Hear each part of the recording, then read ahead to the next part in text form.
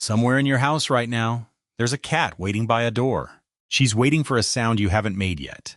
Your key still in your pocket, still 2 minutes down the road. She's been doing that for years, and nobody ever told you that was love.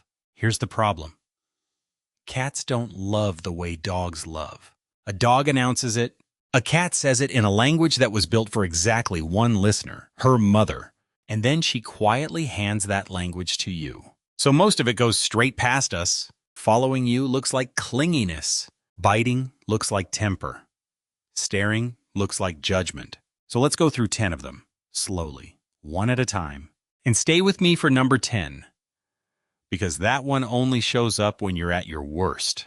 Number 1 is happening in your house today. Sign 1, she follows you from room to room and she is not being needy. You stand up, she stands up. You go to the kitchen. She goes to the kitchen. You close the bathroom door and a paw comes under it. Most people call this clingy and feel a little guilty about it. But researchers ran cats through the same attachment test they use on human babies. And most cats did what a securely attached child does. They treated one specific person as their safe place. Not the house, not the food bowl, the person. Kittens do exactly this with their mother. They orbit her. Your cat kept the behavior and swapped in you. So she isn't following you around the house. She's keeping her safe place in sight. And the next one, she signs her name on you. Sign 2, the head bump. She walks up, lowers her forehead, and pushes it into your hand or your shin, or your face at 4 in the morning. It reads like a demand for attention. It's closer to a signature. Cats have scent glands along the forehead, the cheeks, and the chin. When she presses those into you, she's leaving her scent on your skin. Cats who live together do this to each other all day long, until the whole group shares one blended smell. That shared smell is how a cat knows who is family and who is a stranger.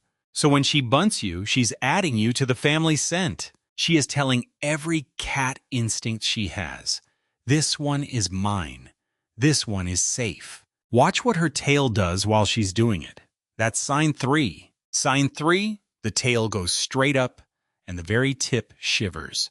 A tail held high like a flagpole is one of the clearest friendly greetings a cat has. And kittens invent it to greet their mother.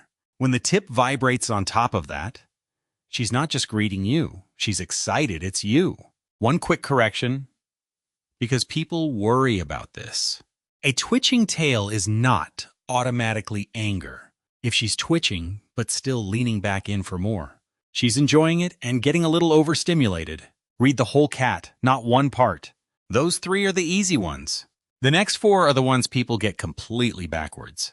Sign 4, the slow blink. You catch her looking at you and her eyes drift shut, slowly, then open again. In cat language, closing your eyes near someone is a statement. Predators don't shut their eyes around a threat. She's telling you she doesn't need to watch you. Researchers tested this. When humans slow blinked at cats, the cats were more likely to slow blink back and more willing to approach a stranger's hand. Now, if you've tried this and your cat just stared at you like you'd lost your mind, you haven't failed. Some cats answer with a long, soft look instead. Some answer 20 minutes later. She received it. She just didn't feel the need to reply because she already trusts you. Sign 5, making biscuits. She climbs onto your lap or your stomach or your chest. Then she starts pushing her front paws into you, and one and then the other. Slow and rhythmic. Eyes half closed. Sometimes drooling a little. Sometimes claws catching your skin. This is the one that gives the whole thing away. That motion is nursing. It's what a kitten does against her mother's belly to bring the milk down. It is the first comfort she ever knew, and it belongs to that one relationship. Fully grown cats keep the movement for the rest of their lives, but they only bring it out where they feel completely safe. And her paw pads carry scent glands too, so she's marking you while she does it. She's not asking for anything. She's back in the safest moment of her life, and she came to you to do it. Sign 6. She has a voice she only uses on you. Adult cats barely meow at each other. They hiss, They yowl. They scent mark. But the meow is something they aimed at us on purpose over thousands of years in our houses. So the sounds you get are custom made. That chirp, that trill, that rising burp when she walks in. That's the call a mother uses to tell kittens to follow her. She's using it on you. Then there's the one owners always laugh about. He doesn't say meow. He says something closer to bro. She has a whole vocabulary, and half of it exists for one human. And if she's at the door before your key reaches the lock, she learned the sound of your car. Not any car, yours. Before the next one, stay with me for signs 7, 9, and 10.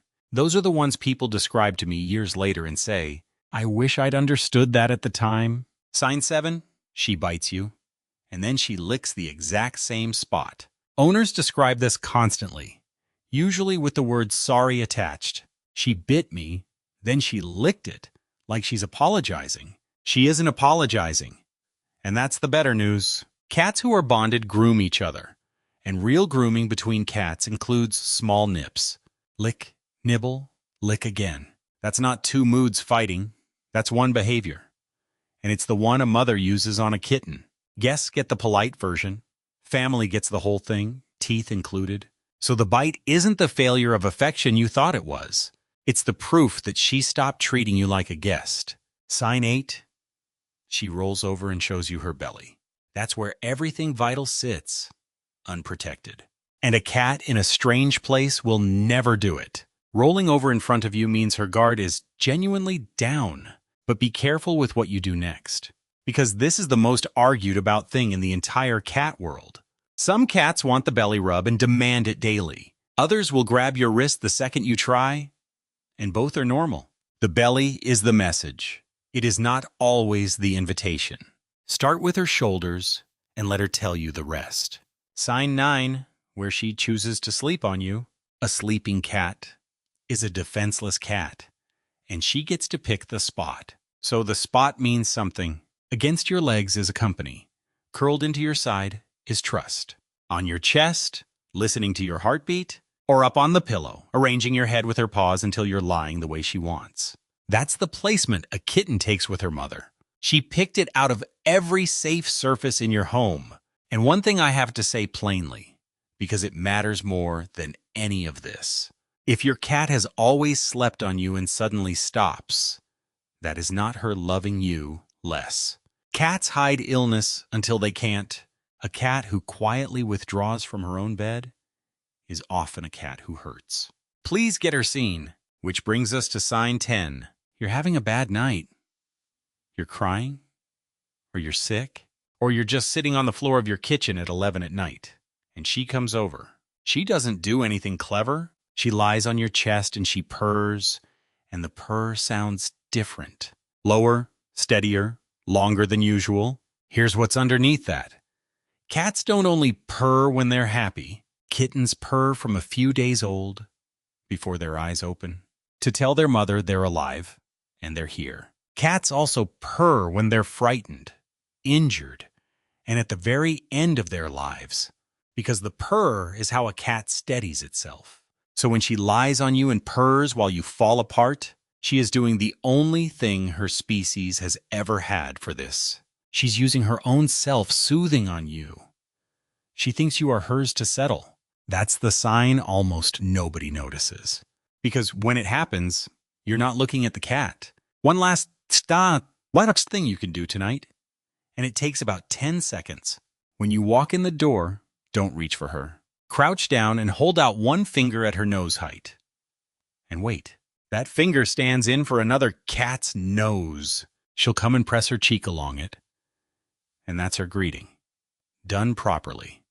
On her terms. Then slow blink once and look away. You've just answered her in her own language instead of ours. Most cats will follow you for the next 10 minutes after that.